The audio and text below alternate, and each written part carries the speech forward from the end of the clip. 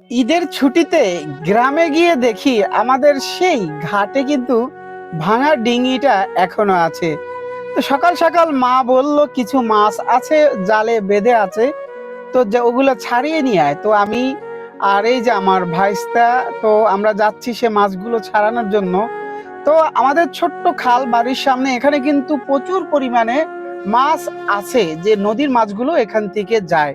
তো আমরা যে চায়না জালগুলো এই খালে বেঁধে রেখেছি, সেখানে কিন্তু অনেক পরিমাণে মাছ পাওয়া যায়। তো আসলে এই ঈদের ছুটিতে আমরা কিন্তু অনেক মজা করেছি সবার সাথে। শত কষ্ট হলেও গ্রামে মা বাবার সাথে ঈদ করতে গিয়ে অনেক ভালো লেগেছে। কষ্ট আর কষ্ট মনে হয় না।